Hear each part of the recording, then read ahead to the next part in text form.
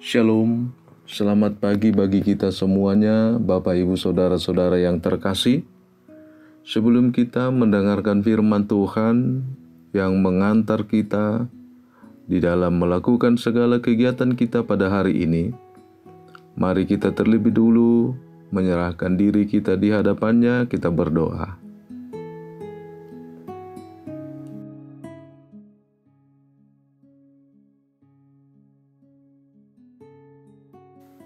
Amin. Bapak Ibu Saudara-saudara, firman Tuhan yang menjadi renungan harian bagi kita Selasa 30 Januari 2024 tertulis di dalam kitab Amsal pasal 11 ayat 19. Siapa berpegang pada kebenaran yang sejati menuju hidup, tetapi siapa mengejar kejahatan menuju kematian. Dalam bahasa Batak disebut manangise namar sihohot di hati goran, sahak dotu hanguluan, alai manangise namangyai hajahaton, patibu hama matena. Demikian firman Tuhan. Hiduplah dalam kebenaran Tuhan. Selamat pagi bagi kita semuanya. Pasti semua dari antara kita merindukan sukacita dan berkat Tuhan. Mari sambut sukacita itu melalui ibadah dan bersyukur kepada Tuhan. Karena itu, berikanlah waktumu untuk mendengarkan firman-Nya pada pagi ini yang mengingatkan kita bahwa hidup ini sering diperhadapkan dengan kata pilihan. Sehingga ada banyak orang yang sudah bersusah payah melakukan pekerjaannya, namun mendapatkan kegagalan dan mengakhiri segala sesuatunya dengan keputusasaan. Karena apa? Karena kita salah memilih dalam kehidupan kita. Bapak Ibu, seandainya kita setuju dengan pendapat mengatakan bahwa hidup ini adalah pilihan, tentu dua hal yang harus dialami oleh manusia, baik dia sebagai orang percaya atau tidak percaya. Yang pertama, pasti semua manusia menjalani hidup. Yang kedua, semua manusia pasti mengalami dan menjalani kematian.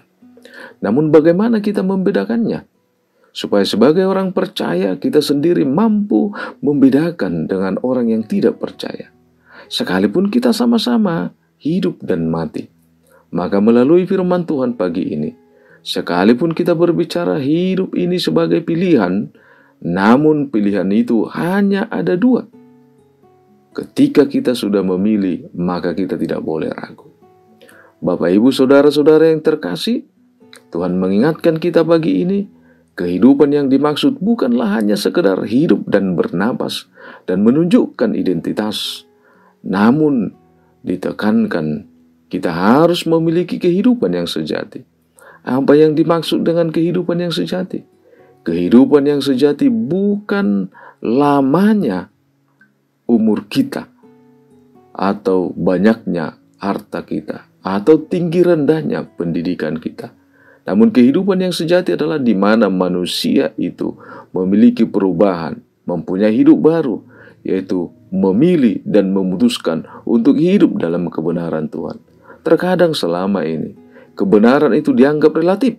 Artinya, apa yang sesuai dengan keinginan dan selera kita, itulah kebenaran yang sejati.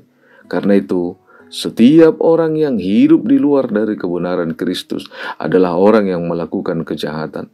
Dan sekalipun kematian itu dialami oleh setiap manusia, namun orang yang percaya dan hidup dalam kebenaran Tuhan akan mendapatkan kebangkitan serta kehidupan yang kekal. Seperti apa yang dikatakan dalam firman-Nya di dalam Yohanes 14 ayat 2. Bahwa Kristus yang telah bangkit dan naik ke sorga mengatakan kepada setiap orang percaya, sebab aku pergi ke situ untuk menyediakan tempat bagimu.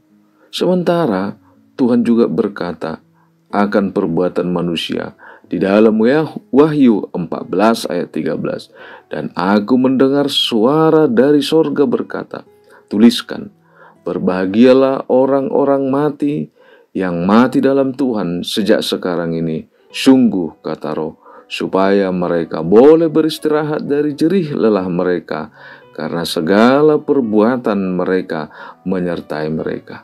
Jemaat yang terkasih, pada pagi ini, dengan tegas firman Tuhan mengatakan kepada kita bahwa kebenaran itu hanya ada satu, yaitu kebenaran Tuhan. Jangan pernah hidup dalam kebenaran yang lain, karena itu akan menyesatkan kita sendiri. Oleh karena itu, serahkanlah segala kehidupanmu bagi Tuhan, sebab itulah yang membuat hidupmu mendapatkan upah yang kekal. Selamat beraktivitas. Tuhan Yesus memberkati kita.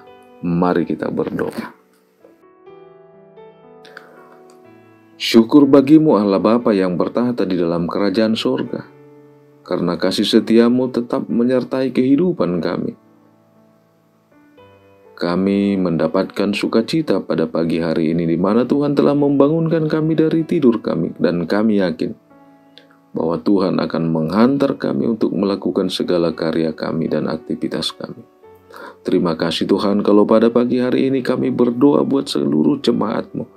Apapun yang mereka lakukan, apapun keadaan mereka pada saat ini, jika ada dari antara jemaat-Mu yang sakit, yang mengganggu kesehatan tubuhnya maupun kesehatan rohaninya, tumpangkan tangan-Mu Tuhan untuk memberkati dan menyertai mereka.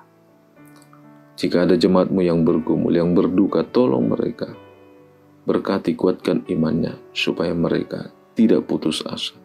Berkati bangsa kami ini Tuhan.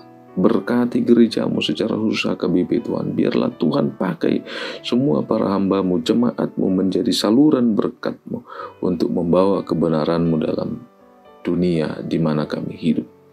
Dan biarlah Tuhan melalui Roh Kudus-Mu menuntun kami supaya kami hidup di tengah-tengah kebenaran-Mu. Berkati gereja-Mu Tuhan, HKBP Resort Bandung Marta Dinata, dalam segala programnya. Biarlah Tuhan, kami percayakan selalu menuntun kami dan memberkati kami di tengah-tengah pelayanan kami. Terpujilah Engkau Tuhan, sekarang sampai selama-lamanya. Anugerah Tuhan kita Yesus, kasih setia Allah Bapa, persekutuan Roh Kudus memberkati kita semuanya. Amin.